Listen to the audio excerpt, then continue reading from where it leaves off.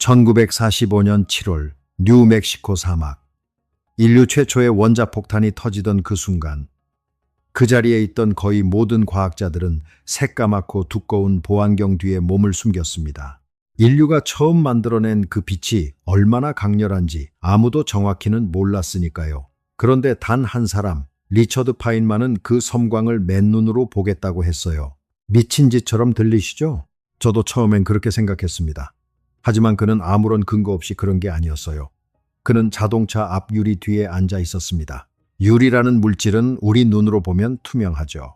가시광선은 잘 통과시키니까요. 하지만 눈을 정말로 해치는 건 자외선인데 유리는 그 자외선을 꽤 잘 막아줍니다.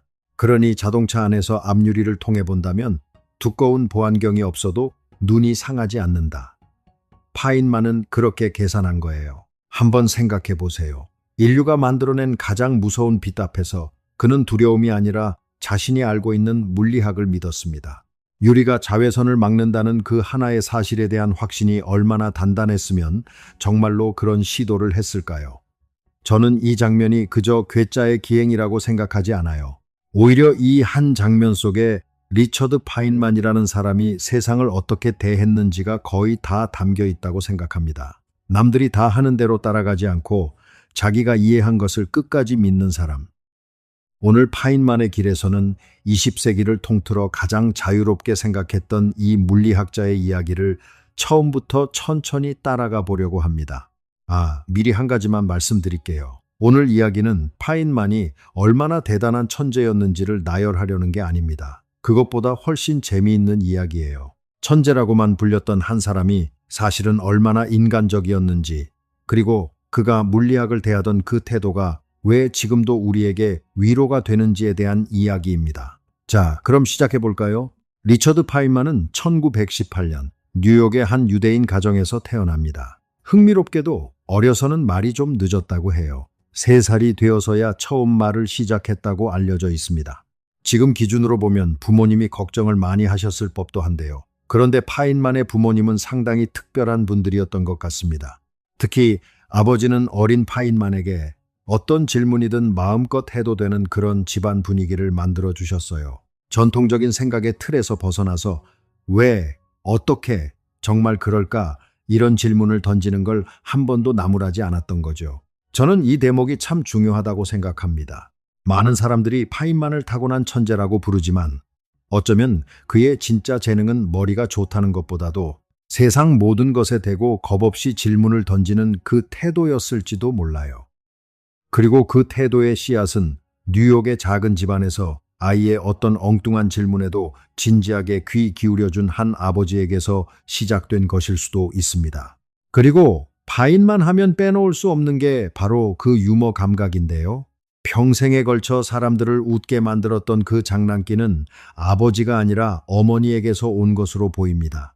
지식은 아버지에게서, 웃음은 어머니에게서, 이 두 가지가 한 사람 안에서 만났을 때 어떤 일이 벌어지는지를 우리는 앞으로 계속 보게 될 겁니다. 파인만은 어려서부터 자기 집안에 작은 실험실을 만들어 놓고 이런저런 실험을 하곤 했어요. 그 중에서도 동네에서 유명했던 건 라디오를 기가 막히게 잘 고치는 소년이라는 점이었습니다. 당시엔 라디오가 귀한 물건이었잖아요.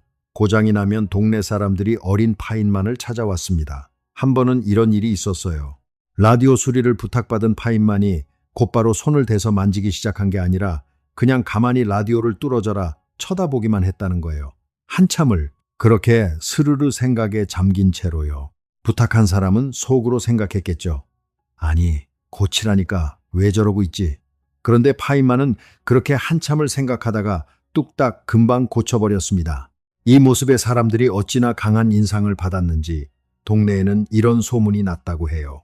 저 아이는 생각만으로 라디오를 고치는 아이다. 조금 과장이 섞였겠지만 저는 이 소문이 파인만이라는 사람을 정확하게 꿰뚫고 있다고 생각합니다. 그는 손보다 머리가 먼저 움직이는 사람이었어요.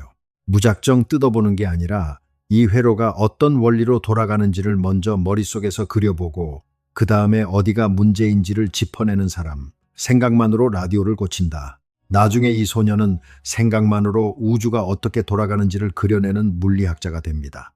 또 이런 일화도 있어요. 부모님이 여행을 떠나 집을 오래 비우게 됐을 때 어린 파인만은 집에 스스로 작동하는 도난 경보 시스템을 직접 만들어서 설치해 놓았다고 합니다. 요즘으로 치면 초등학생, 중학생쯤 되는 아이가 말이죠. 그리고 파인만의 여동생 조앤도 훗날 물리학자가 됩니다. 그것도 천체 물리학을 전공한 물리학자로요.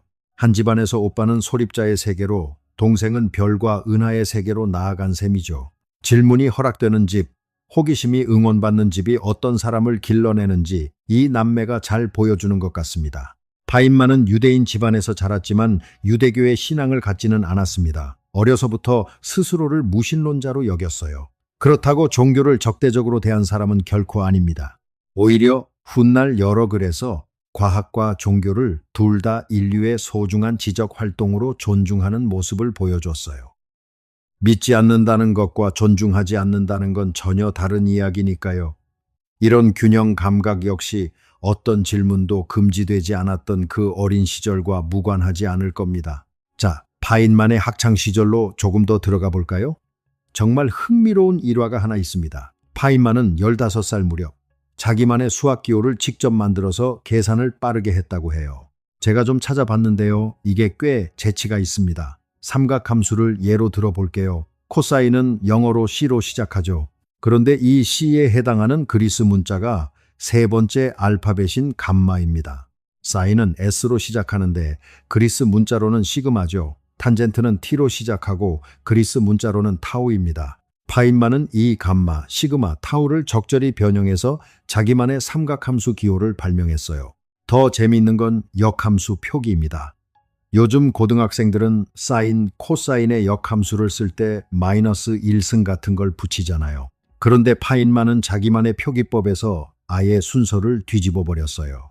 시그마 세타라고 쓰던 걸 세타 시그마 형태로 거꾸로 써서 역함수를 나타냈던 거죠. 입력과 출력이 뒤바뀌는 게 역함수의 본질이니까 기호도 뒤집어 버리자. 생각해보면 얼마나 직관적입니까? 15살 소년이 이미 남이 만들어준 규칙을 그냥 외우는 게 아니라 그 규칙의 속뜻을 이해하고 자기식으로 다시 만들어내고 있었던 겁니다.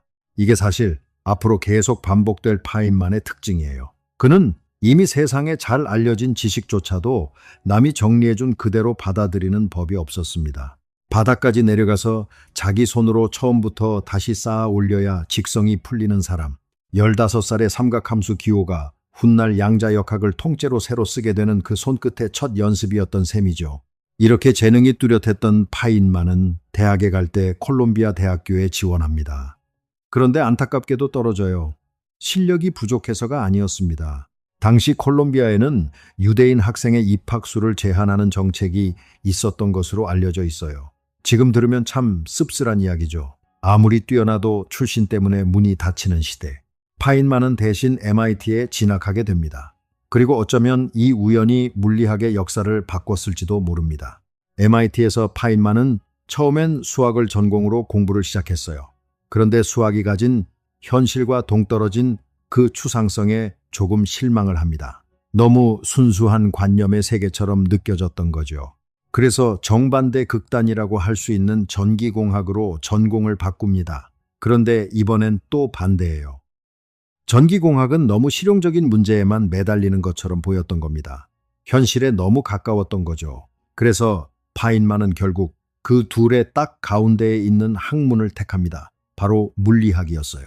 이 선택이 저는 참 파인만답다고 생각해요. 물리학은 현실과 직접 연결된 문제들을 다룹니다. 하지만 동시에 가장 근본적인 수준에서는 수학이라는 언어로 그 현실을 이해하려는 학문이죠.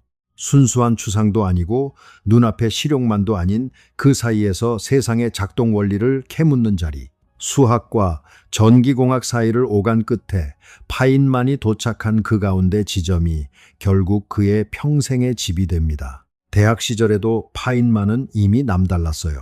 지금도 나오고 있는 유명한 물리학 학술지 중에 피지컬 리뷰라는 게 있습니다. 물리학자라면 누구나 아는 권위 있는 저널인데요. 파인만은 학부생 시절에 이미 이 저널에 2편의 논문을 발표합니다. 학부생이 말이죠.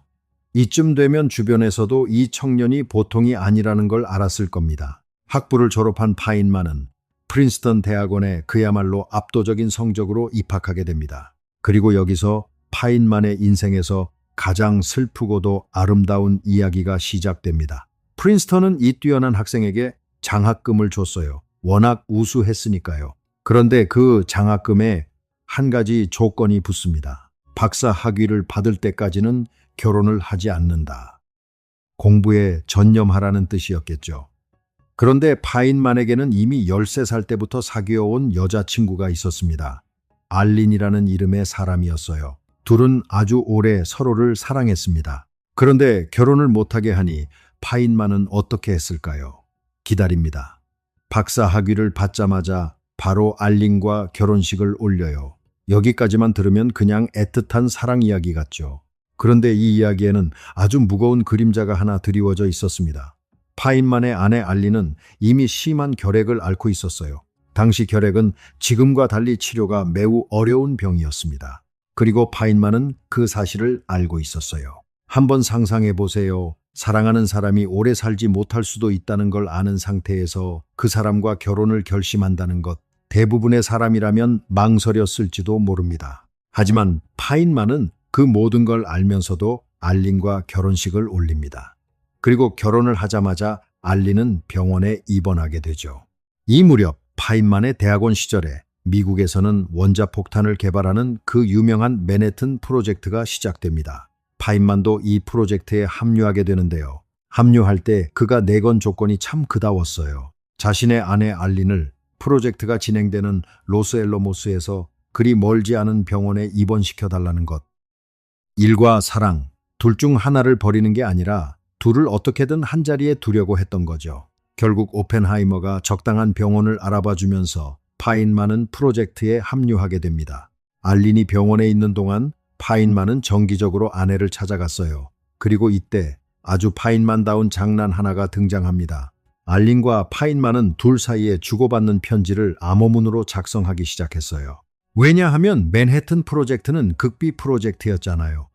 로스앨러모스에서 바깥으로 나가는 모든 편지는 보안 검열을 거쳐야 했습니다. 그래서 두 사람은 일종의 장난으로 자기들만의 암호를 만들어서 검열하는 사람들이 편지 내용을 알아보지 못하게 한 거예요. 순전히 재미로요. 그런데 재미있는 건 알린도 이 암호 편지에 아주 진심으로 빠져들었다는 겁니다. 어떨 때는 파인만보다도 더 적극적으로 정교한 암호문을 만들어 보냈다고 해요. 죽음을 앞둔 병실에서 두 사람은 이렇게 세상 누구도 못 읽는 자기들만의 언어로 사랑을 주고받았습니다. 저는 이 장면이 그 어떤 물리학 업적보다도 파인만이라는 사람을 잘 보여준다고 생각해요. 가장 무거운 순간에도 장난을 잃지 않는 사람. 그러나 그 장난 속에 가장 깊은 사랑을 숨겨둔 사람. 하지만 결국 어려서부터 그토록 사랑했던 아내 알린은 세상을 떠나고 맙니다. 그리고 알린이 죽고 한참의 시간이 흐른 뒤에 파인만이 안입지지 못한 편지 한 통이 발견돼요. 이 편지는 지금도 아주 유명합니다. 이미 이 세상에 없는 아내를 향한 절절한 사랑 고백이 담겨 있었어요. 그런데 이 편지에서 가장 유명한 부분은 놀랍게도 맨 마지막에 추신입니다. 거기엔 이렇게 적혀 있었어요. 이 편지를 붙이지 못하더라도 이해해줘. 난 당신의 새 주소를 모르니까 한번 곱씹어 보세요. 세상을 떠난 아내에게 편지를 보내고 싶은데 도대체 어느 주소로 보낼 수가 있겠어요? 보낼 수 없다는 걸 그도 알고 있었을 겁니다. 그런데 그 절망을 당신의 새 주소를 모른다는 그 한 문장으로 표현한 거예요. 계산이라면 세상 그 누구에게도 지지 않았던 사람이 사랑하는 이의 주소 하나만은 끝내 알아낼 수가 없었던 겁니다. 저는 이 대목에서 늘 마음 한구석이 아스라해집니다. 우리가 흔히 천재라고 부르는 사람도 결국은 사랑하는 사람을 잃고 붙이지 못할 편지를 쓰는 한 인간이었다는 것. 파인만의 물리학이 위대한 건 맞습니다. 하지만 그 위대함 뒤에는 이렇게 무너지고 그리워하는 한 사람이 있었다는 걸 저는 오래 기억하고 싶어요. 그런데 말이죠. 오늘 이야기의 뒷부분에는 파인만이 죽음을 코앞에 두고 남긴 아주 짧은 한마디가 등장합니다. 그 한마디를 들으면 방금 이 편지 이야기가 완전히 다르게 느껴지실 거예요. 그건 조금 뒤에 말씀드리겠습니다. 그때까지 편안히 저와 함께 걸어주세요. 자, 이제 우리는 파인만의 조금 다른 면을 마주해야 합니다. 지금까지는 사랑스럽고 애틋한 이야기였지만 파인만이라는 사람에게는 분명한 그늘도 있었어요. 오늘날까지도 많은 사람들이 그를 비판하는 이유이기도 합니다. 아내 알린이 세상을 떠나고 시간이 어느 정도 흐른 뒤 파인만은 여성 관계가 상당히 문란했던 것으로 알려져 있어요. 심지어 자신이 가르치던 여학생을 대상으로 부적절한 행동을 했다는 이야기도 전해집니다. 이건 단순한 흠결로 넘길 문제가 아닙니다. 파인만은 여성을 대상화하고 여성에 대한 차별적인 인식을 지닌 사람이었다는 비판을 받아요. 그리고 이 비판에는 근거가 있다고 저는 생각합니다. 당시에도 이미 파인만의 이런 태도와 수업에서의 문제 발언 때문에 학생들이 공식적으로 항의한 일이 있었어요. 지금 우리가 보기에 분명히 잘못된 부분입니다. 제가 오늘 파인만을 이야기하면서 이 부분을 굳이 빼지 않는 이유가 있어요. 누군가를 존경한다는 건 그 사람의 좋은 면만 골라보는 게 아니라고 생각하기 때문입니다. 파인만은 위대한 물리학자였고 동시에 명백한 한계를 가진 한 시대의 사람이기도 했어요. 이 두 가지는 함께 기억되어야 합니다. 오히려 그래야 우리가 그에게서 무엇을 배우고 무엇은 배우지 말아야 할지를 제대로 가려낼 수 있을 테니까요. 자, 이제 조금 분위기를 바꿔서 많은 분들이 좋아하시는 파인만의 유쾌한 기행들로 가볼까요? 파인만은 정말 장난기가 많은 사람이었어요. 우선 봉고 드럼 연주자이기도 했습니다. 그것도 취미 수준이 아니라 거의 프로에 가까운 연주자였던 것 같아요. 브라질에 머물 때는 이 봉고 연주로 상을 받은 적도 있다고 하니까요. 물리학자가 사막에서 원자폭탄을 계산하다가 무대 위에서는 손바닥으로 리듬을 두드리고 있는 모습. 상상만 해도 참 그다운 그림이죠. 그림에도 관심이 있었어요. 화가 친구를 두고 오랫동안 그림을 그렸다고 합니다. 다만 솔직히 화가로서의 재능은 물리학만큼은 아니었던 것 같아요. 그런데 저는 이 점이 오히려 좋습니다. 잘하는 것만 하는 사람이 아니라 서툴러도 궁금하면 뛰어드는 사람. 파인만에게 세상은 시험이 아니라 놀이터였던 거예요. 더 놀라운 건 파인만이 마야 문자 해독에도 깊은 관심을 가졌다는 사실입니다. 이건 물리학과는 전혀 상관없는 분야잖아요. 그런데 그는 이전에 다른 학자가 번역해 놓은 마야 문자 자료에서 스스로의 힘으로 오류를 찾아낼 수 있을 만큼 이 분야에도 조예가 깊었다고 해요. 전공이 아닌 영역에서도 그저 재미있다는 이유 하나로 전문가 수준까지 파고드는 것. 이게 파인만이라는 사람의 호기심이 어떤 크기였는지를 보여줍니다. 맨해튼 프로젝트에 있을 때의 장난은 특히 유명해요. 파인만은 동료 과학자들의 금고를 몰래 여는 장난을 아주 많이 했습니다. 극비 문서가 들어있는 금고들을요. 물론 나쁜 뜻이 아니라 이 금고들의 보안이 사실은 얼마나 허술한지를 재미삼아 증명해 보였던 거죠. 자물쇠의 원리를 이해하면 굳이 억지로 부수지 않아도 열 수 있다. 여기서도 그 특유의 태도가 보이죠. 힘이 아니라 이해로 여는 사람.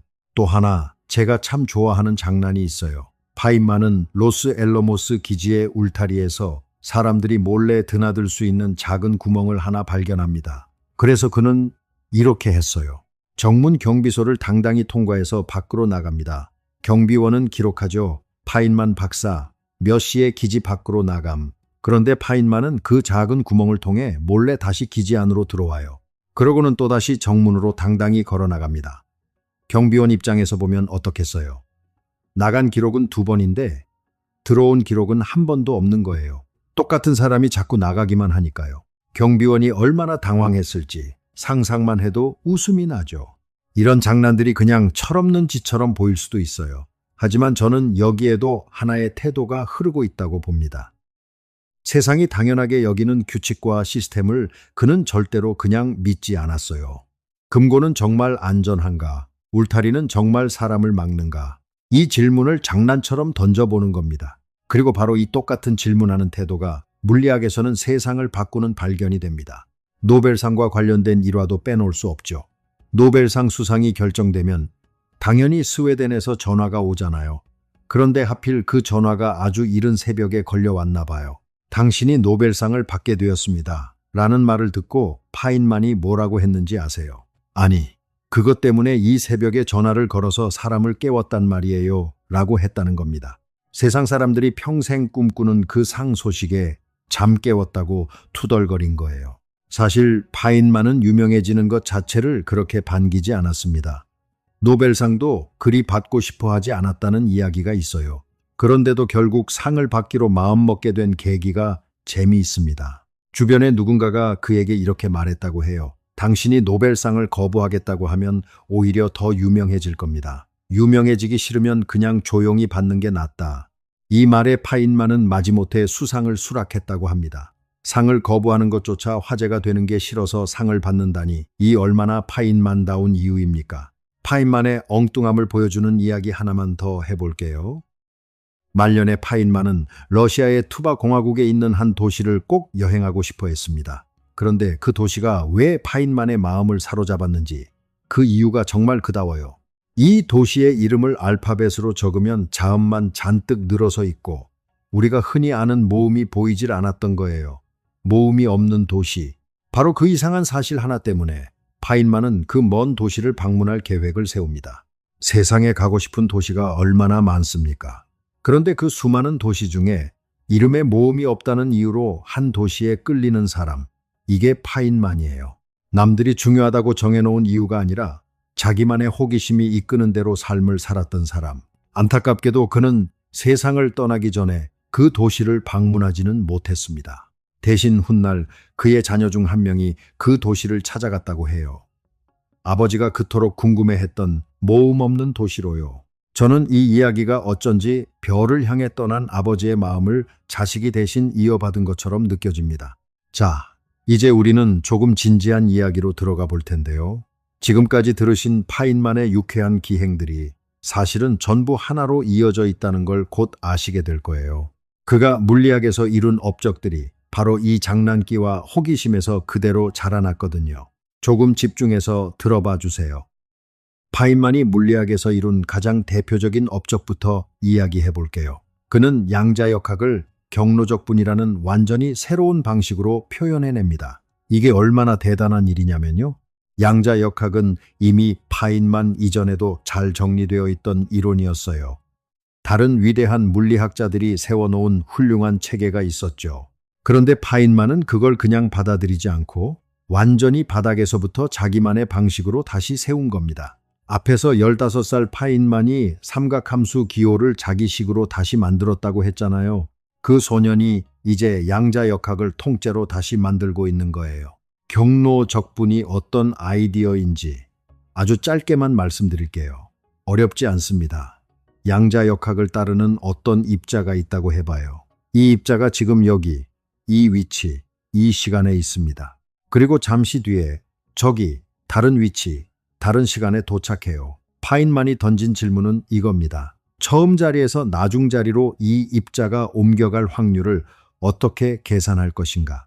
여기서 파인만의 놀라운 발상이 나옵니다. 입자가 여기서 저기로 갈 때 곧장 직선으로만 갈까요? 아니요.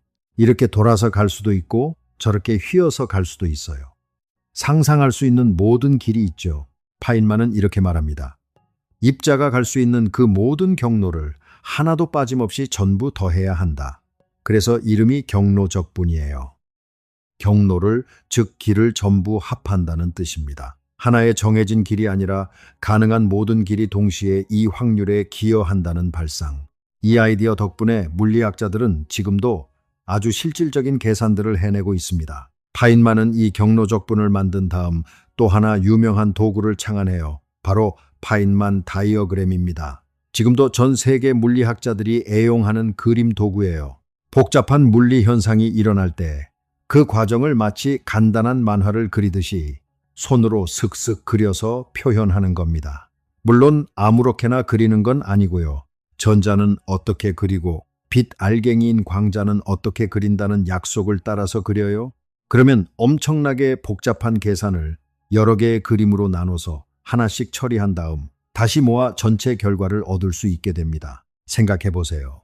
머릿속에서만 맴돌던 추상적인 계산을 눈에 보이는 그림으로 바꿔버린 거예요.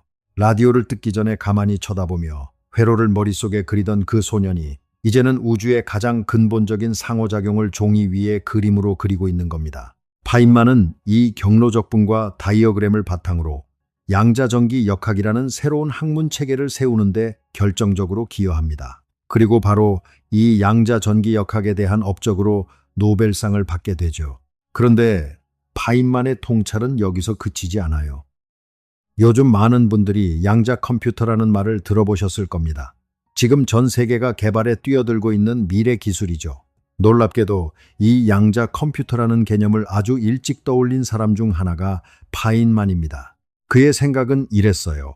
이 세상 모든 것을 지배하는 가장 근본적인 이론은 사실 뉴턴의 고전역학이 아니라 양자역학입니다. 세상은 원래 양자역학의 방식으로 돌아가고 있어요. 그런데 과학자들이 쓰는 컴퓨터는 지금까지도 양자 컴퓨터가 아니잖아요.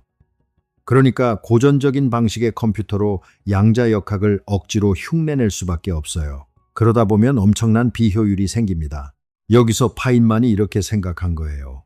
세상이 원래 양자역학이라면 그 세상을 제대로 흉내내려면 컴퓨터도 양자역학의 방식으로 작동해야 하는 게 아닐까. 세상의 언어로 세상을 계산하자.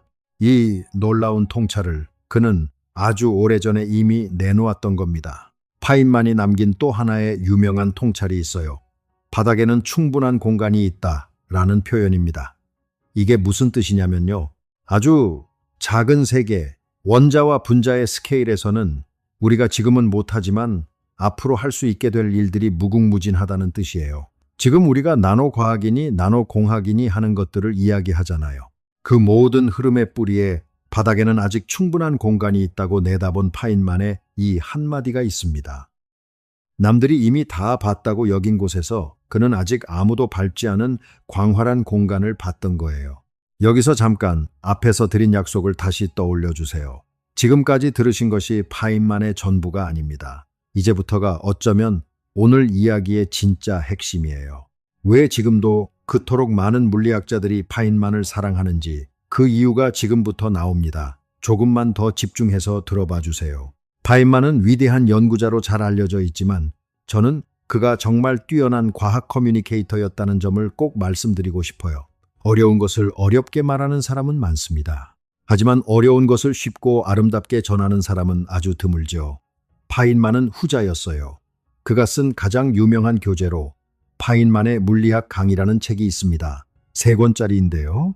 이 책이 처음 나왔을 때 표지가 빨간색이어서 물리학자들 사이에서는 그냥 빨간 책이라고 불려요.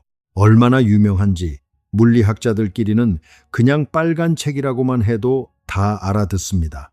아, 그거 빨간 책 3번째 권에 나오잖아. 이렇게요. 이 책은 파인만이 칼텍에서 물리학과 저학년 학생들을 가르친 강의를 녹취해서 책으로 펴낸 거예요. 그래서 문장이 상당히 말하는 투입니다. 읽다 보면 마치 파인만이 옆에서 직접 설명해 주는 것 같아요. 재미있는 표현이 정말 많고 무엇보다 놀라운 건 물리학 책인데도 의외로 수식이 많이 나오지 않는다는 점입니다. 복잡한 공식 대신 말과 직관으로 우리가 사는 세상의 물리 현상을 설명해요. 이 책에는 재미있는 뒷이야기도 있습니다. 원래 물리학과 1, 2학년 학생들을 위한 강의였잖아요. 그런데 이 강의가 너무 어려웠나 봐요. 학기 말쯤 되니까 정작 학부생들은 수강을 거의 다 취소했다고 해요. 그런데 이상하게도 강의실은 계속 꽉 차 있었습니다. 알고 보니 물리학과 대학원생들과 심지어 동료 교수님들이 몰려와서 파인만의 강의를 듣고 있었던 거예요. 청중 숫자가 줄지 않으니까 파인만은 학부생들이 다 빠져나간 줄도 몰랐다는 이야기가 전해집니다. 학생을 위한 강의가 정작 그 분야의 전문가들을 매료시킨 거죠. 파인만이 과학 커뮤니케이션을 어떻게 생각했는지 보여주는 제가 정말 좋아하는 일화가 하나 있어요. 한 동료 교수가 파인만에게 부탁을 합니다. 전자 같은 입자들이 따르는 아주 독특한 통계 법칙이 있는데 그 어려운 내용을 물리학과 1, 2학년 학생들도 알아듣게 설명해 달라는 거였어요. 파인만은 처음엔 자신 있게 대답했다고 합니다. 당연히 할 수 있지. 며칠만 시간을 주게. 그런데 며칠 뒤 파인만이 그 동료를 다시 찾아와서 이렇게 말했다고 해요. 이 부분이 정말 인상적입니다. 며칠을 고민했는데 도저히 1, 2학년 학생들에게 쉽게 설명할 방법을 찾지 못했다. 그리고 이렇게 덧붙였어요. 내가 이걸 쉽게 설명하지 못하는 이유는 사실 우리 물리학자들이 여전히 이 문제를 제대로 이해하고 있지 못하기 때문이다. 이 말을 곱씹어 보세요. 파인만은 이렇게 생각한 거예요.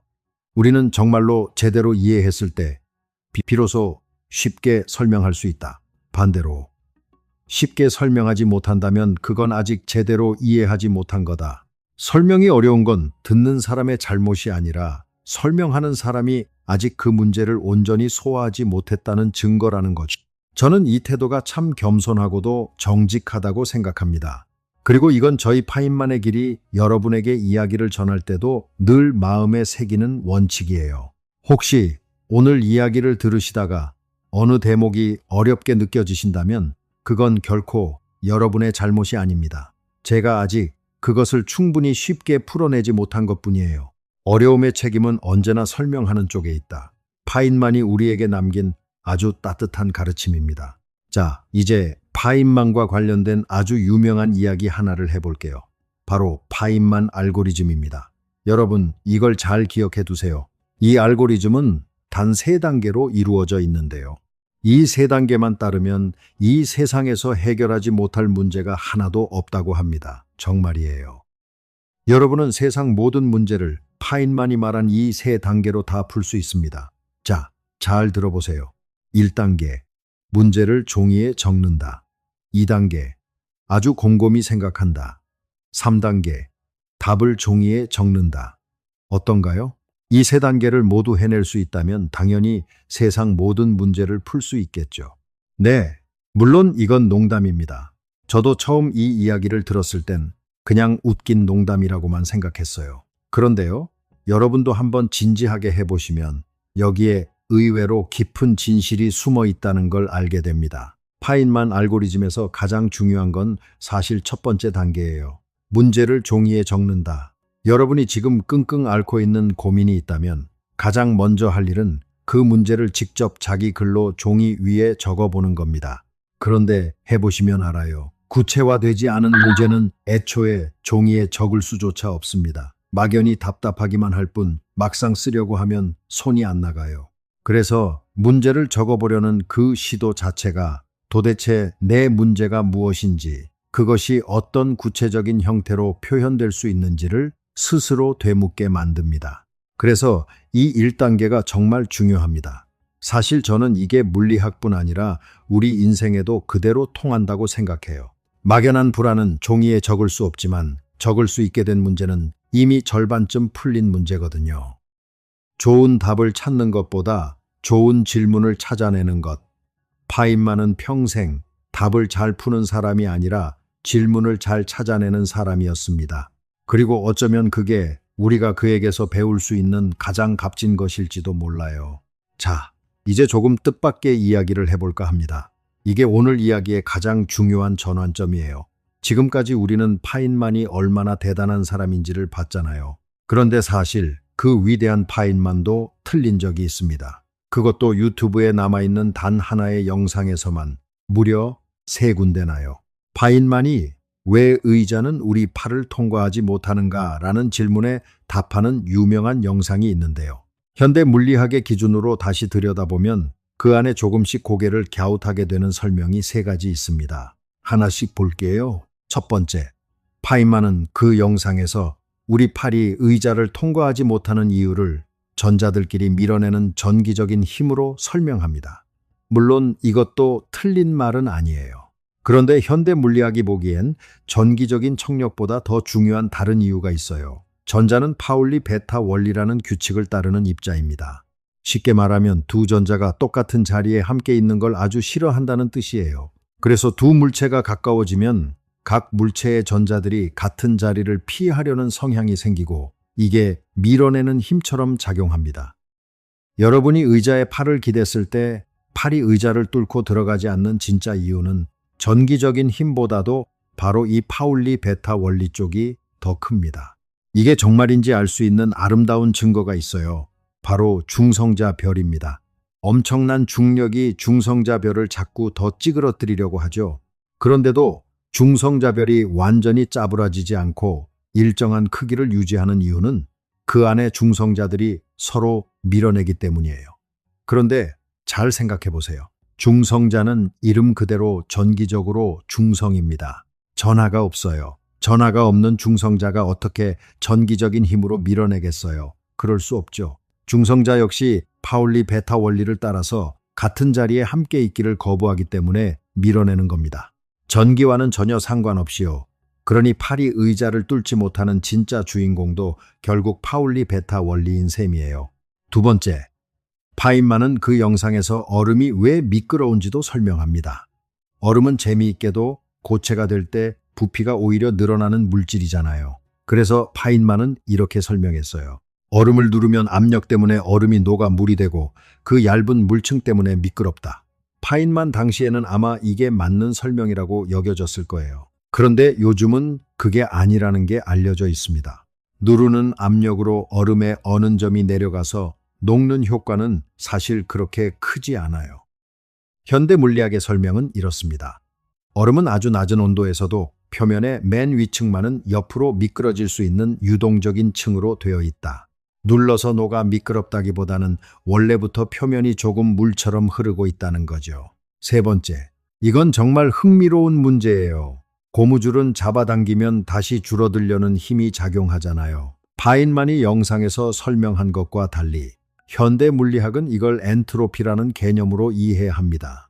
고무줄 안에는 아주 긴 분자 사슬들이 얽혀 있어요. 이 사슬은 쫙 펴져 있을 때보다 구불구불 제멋대로 휘어 있을 때 경우의 수가 훨씬 많습니다. 즉, 엔트로피가 더 커요. 자연은 엔트로피가 커지는 방향을 좋아하니까 고무줄은 사슬이 구불구불해지는 쪽, 즉 길이가 줄어드는 쪽을 택하게 됩니다. 이걸 보여주는 재미있는 사실이 있어요. 금속 스프링은 온도를 올리면 늘어납니다. 그런데 고무줄은 온도를 올리면 오히려 줄어들어요. 정반대죠. 온도가 높아질수록 고무줄은 엔트로피를 더 키우고 싶어 하니까 더 구불구불해지려고 하면서 짧아지는 겁니다. 같은 탄성처럼 보여도 스프링과 고무줄은 그 속내가 전혀 다른 거예요. 자, 파인만이 남긴 세 가지 설명이 현대 기준으로는 조금씩 어긋난다는 걸 봤습니다. 그런데 여기서 정말 중요한 질문을 하나 던지고 싶어요. 그럼 파인만은 틀린 사람일까요? 이 이야기를 만약 파인만에게 직접 할 수 있다면 그가 화를 낼까요? 저는 절대 그렇지 않을 거라고 생각합니다. 오히려 파인만은 이런 지적을 아주 흥미롭고 재미있어 했을 거예요. 왜냐하면 그거야말로 그가 평생 지켜온 태도였으니까요. 파인만이 남긴 문장 중에 제가 가장 아끼는 것이 있습니다. 어떤 지식이 옳은지 그른지를 판단하는 유일한 기준은 결국 실험이라는 거예요. 그는 이렇게 말했습니다. 당신의 이론이 아무리 아름다워도 상관없다. 당신이 얼마나 유명한 물리학자인지도 상관없다. 단지 당신의 이론이 실험과 맞지 않는다면 그건 무조건 틀린 것이다. 이 말이 왜 그렇게 위대한지 아세요? 이건 권위를 완전히 무너뜨리는 선언이거든요. 아무리 아인슈타인이라도 그 사람이 가진 명성 때문에 주장이 더 옳아지는 건 아닙니다. 실험과 맞지 않으면 틀린 거예요.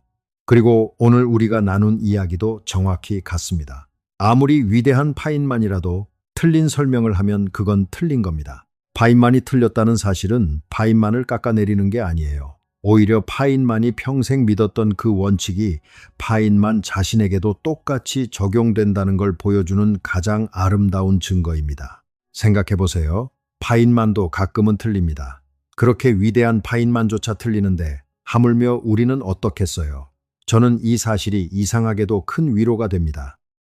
과학은 누가 틀리지 않는지를 겨루는 게임이 아니에요.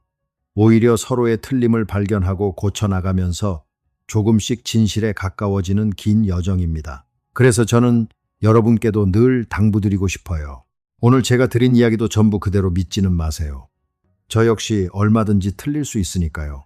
파인만도 틀리는데 제가 안 틀릴 리가 없잖아요. 다만 무엇을 믿을지가 아니라 어떻게 생각할지에 주목해 주시면 좋겠습니다. 그게 파인만이 우리에게 가르쳐준 진짜 과학의 태도니까요. 자, 이제 오늘 이야기에 처음에 드렸던 약속을 지킬 차례입니다. 앞에서 제가 파인만이 죽음을 앞두고 남긴 한마디가 있다고 했었죠. 붙이지 못한 그 편지를 떠올리면서 들어봐 주세요.